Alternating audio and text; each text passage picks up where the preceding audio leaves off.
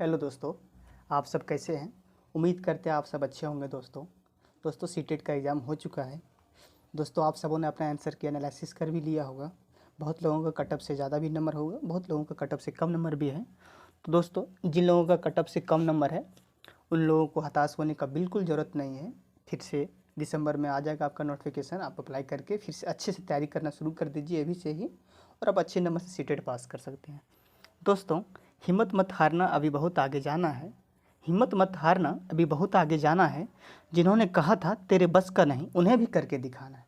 तो दोस्तों चलिए आज हम देखेंगे कि सीटेट में जो पेपर 1 है वो मोस्टली स्टूडेंट का मतलब आ रहा है सुनने में कि पास कर गया है। तो चलिए हम देखते हैं कि सीटेट पेपर 1 का जो क्या था सीडीपी में।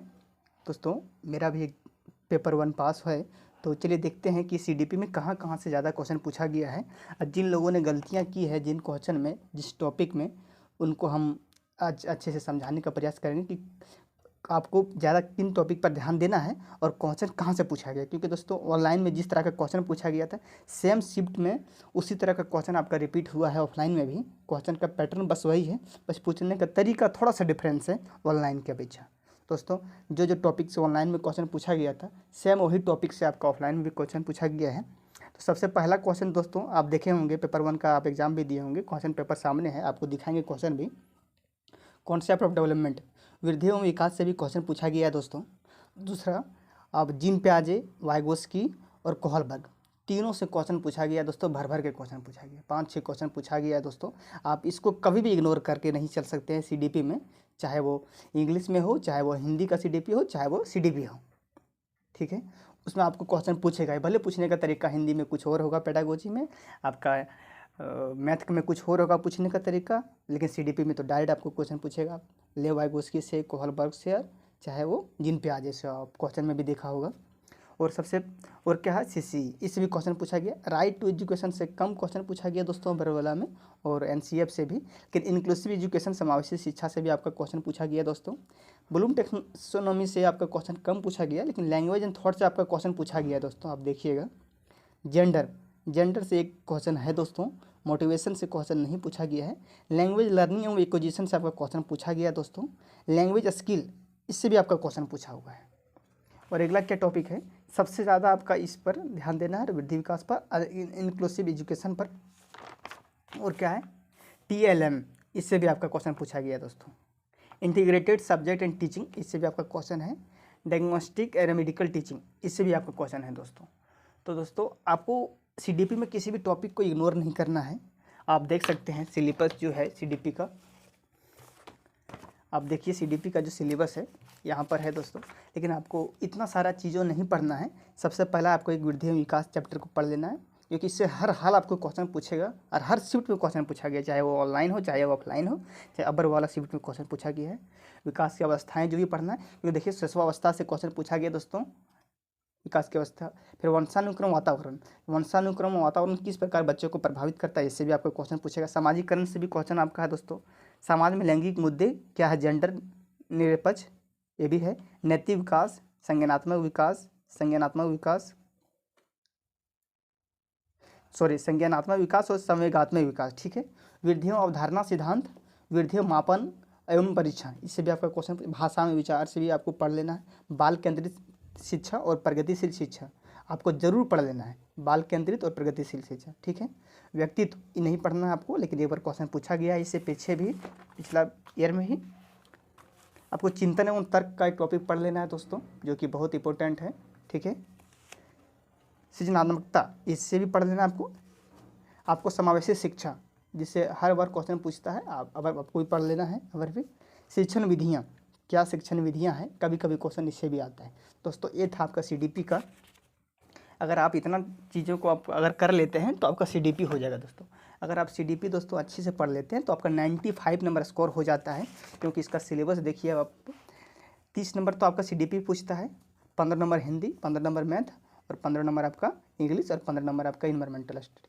दोस्तों टोटल 90-95 नंबर आपका पूछता है, जो कि अगर आप सीडीपी ही सिर्फ अच्छा से आप कर लेते हैं तो पेपर 1 आपका इतना अच्छा से क्वालिफाई हो जाएगा, बाकी चीज़ें आपको देखना भी नहीं है। आप हिंदी में बहुत ज़्यादा व्याकरण नहीं पूछा है, अबर भी नहीं पूछा है और बहुत ज़्यादा पूछता भी नहीं है। बस इंग्लिश में आपका ग्रामर से क्वेश्चन पूछा हुआ था 5-6।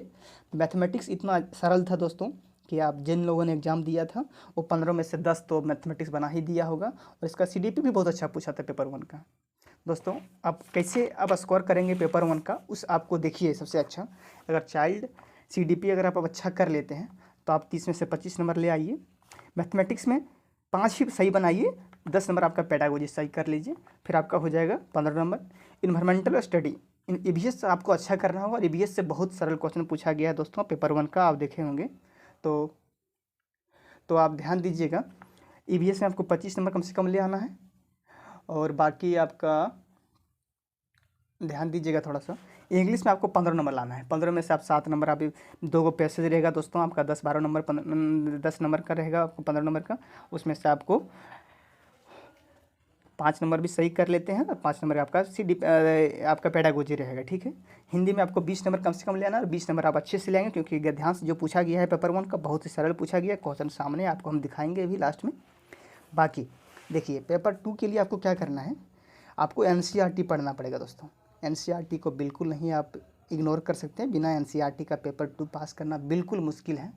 आप सोचेंगे शॉर्ट नोट से या फिर कहीं से।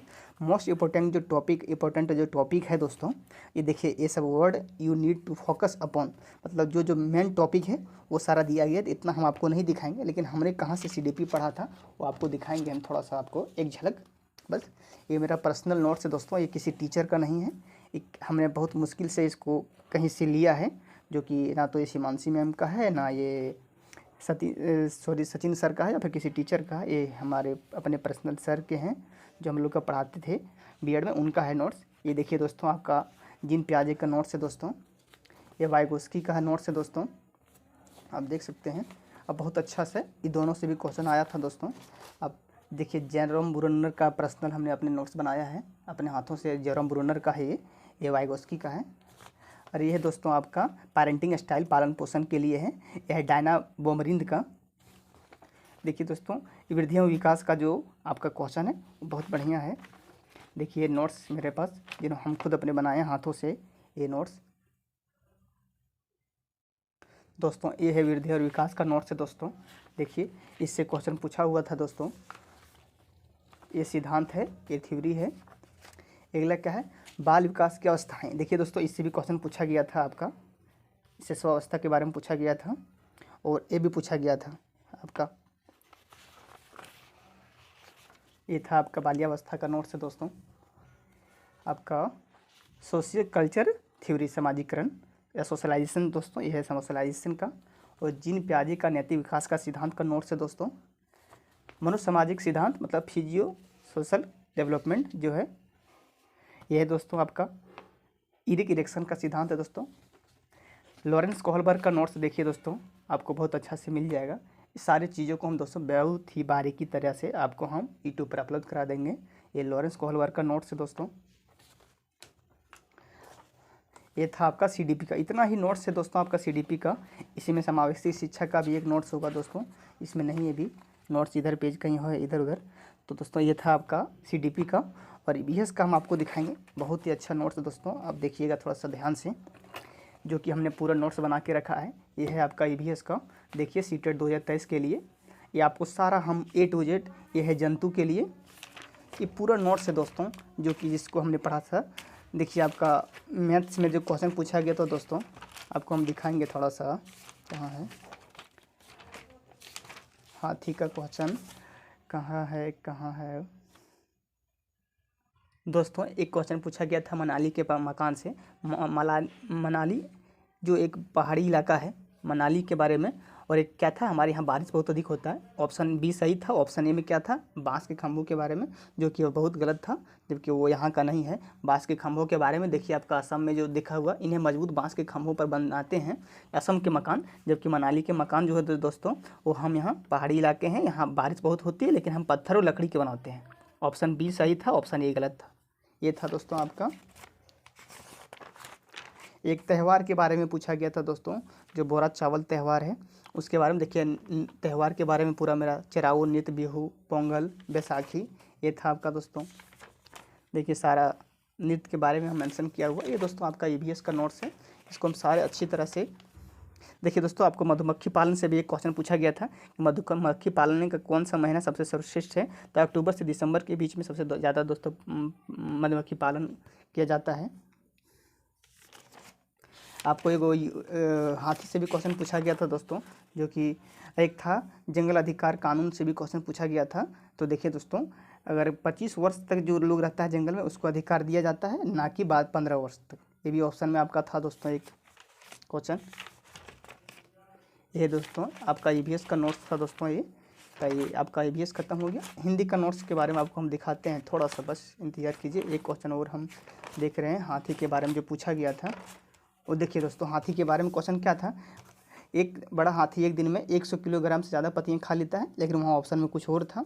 3 महीने के हाथी का वजन होता है 200 किलो, लेकिन वहाँ था आपका वयस्क हाथी का 200 किलोग्राम। लेकिन देखिए दोस्तों, हाथी केवल 2 से 4 घंटे सोता है और वो क्या है, पानी में खेलना पसंद करता है दोस्तों, ज़्यादा पानी में खेलना पसंद करता है। देखिए कहीं होगा इसका ऑप्शन में दोस्तों। ये था आपका ईवीएस का। और आपका हिंदी का हम दिखाते हैं। हिंदी का सिलेबस होगा ये।